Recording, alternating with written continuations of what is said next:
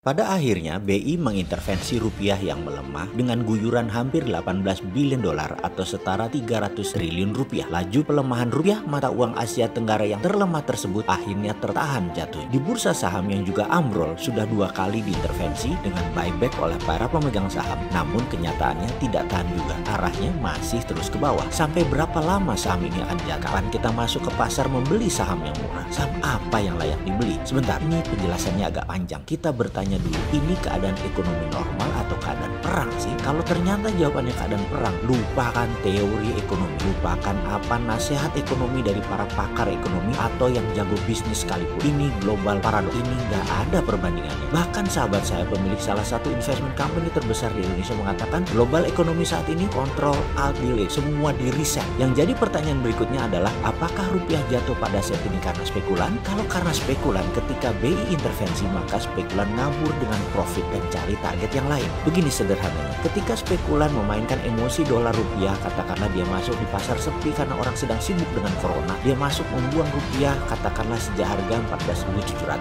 lalu dia beli terus dan di harga 16.700 BI intervensi, diguyur dolar, spekulan langsung lepas harga di 16.500, panen mereka dengan 15% profit. Kalau modal 5 triliun, maka dalam 2 minggu dapat uang 750 miliar. BI masuk, ngabur dah bawa profitnya. Nilai mata uang rupiah menguat lagi, bahkan bisa balik ke 15 ribuan. Itu kalau spekulan yang kerja. Lalu ada beda kalau memang market yang perlu dolar. Misalnya Pertamina mau impor, PLN dan BUMN lainnya yang kemarin pinjem membangun infrastruktur pakai dolar, yang kemudian harus pegang dolar saat ini, maka pasti beli dolar lebih banyak dari yang jual dolar karena mereka ekspor belum pulih, dolar nggak ada di pasaran. Dengan kondisi begini maka rupiah besok bisa melemah lagi. Terus ada lagi yang terakhir yang nggak ada hubungannya dengan surplus perdagangan, yang bukan spekulan mata uang, yaitu benar-benar menarget Indonesia seperti tahun 97-98. Itu terus dihajar rupiahnya bahkan tanpa belas kasihan. BI intervensi, besok dihajar lagi, diintervensi, dihajar lagi, dipukul lagi, dihit lagi. Ini yang kita takutkan karena sekali lagi, saya ini walaupun kecil-kecilan gini adalah pakar trade analisis. Rupiah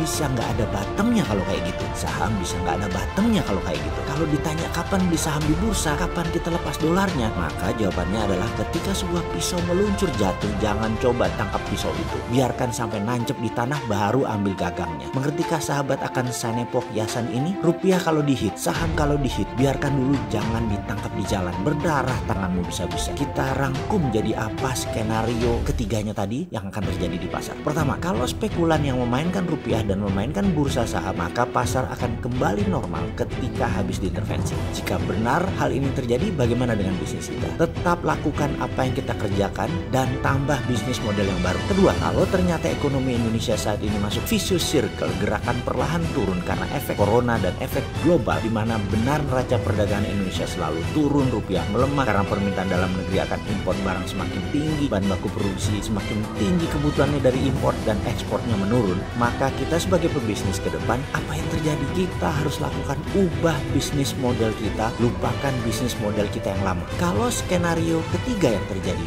dunia dalam keadaan perang, bisa panjang, bisa pendek masa ini, maka moodnya adalah survival mode. Lakukan apa saja yang cepat, pendek, low hanging fruit, petik, keluar dan diam. Tunggu lagi momen berikutnya. Kita sebagai pengusaha tidak boleh mati angin. Corona, resesi, pemerintah yang tidak akomodatif, itu bukan alasan untuk kita tidak kaya dan sukses. Selanjutnya kita akan bahas apa itu bisnis model yang baru dalam video selanjutnya.